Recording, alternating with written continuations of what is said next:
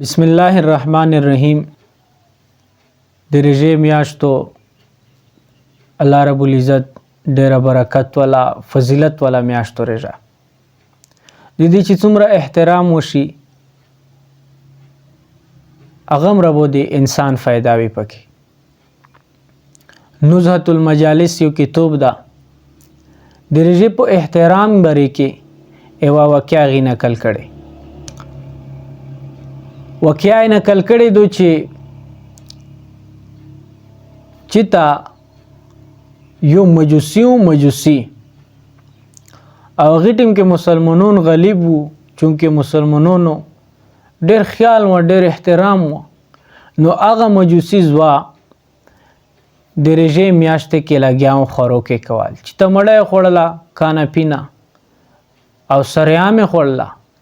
نو هغه مجوسی خپل بچی ته رات بعد شروع کړی دی چې ته دا څه کوې، د مسلمانونو رژې دی او د رژې میاشتو ته سریام لګیا خوراک کوې. نو بچی ته رادې بادې ویلي دي سپک کړی ده، سختې خبرې ته کړي چې د رژې احترام کوه، ته خو مسلمانون دي د دو رژې میاشتو برکت والا میاشتو ته لګیا د غاسې روټۍ مړی ته خوري. نو د دغې مجوسی یو ګاونډي و، بزرګ و، مسلمان و. نو هغه مجوسی وفات شوه ده.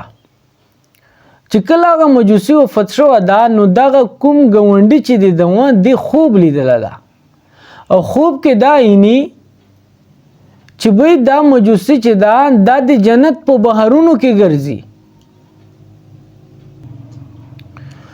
دا د جنت په بغونو کې ګرځي، دا د جنت میوو کې ګرځي او دا جنت ته څرنګه لوړ ده. دا خو مجوسی و، نو جنت خو مسلمان دی پره ده.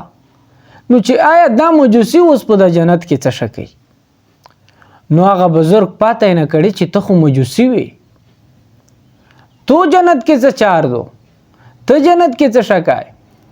هغه مجوسی ته فرمایلی دي چې بس مو یو عمل کړی و چې رژې میاشت وه د مو بچي سریام رژې کې خوراک کول او مو ته چې بچیا ته دا څه کوې، د مسلمانونو رژې وي او هغه پوره میاشت رژه لري او ته لګیا د دو په مخ کې سریام خوراک کوې.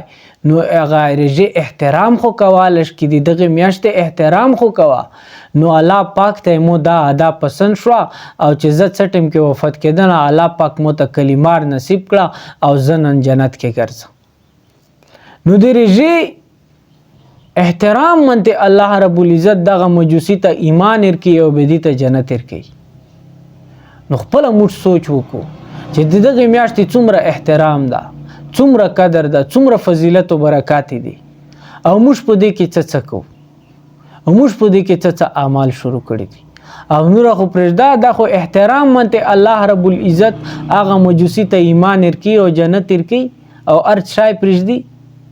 بیا چې د کوم خلق د رمضان میاشتې د دې قدر او احترام نه کوي او بل طرف ته درومي د دوبو څه حال وي، نو دې وجه نه پیچار دو چې دا یوه میاشت وي چې موږ الله طرف ته روشو، الله طرف ته رجوع وکړو او د دې میاشتې قدر احترام وکړو.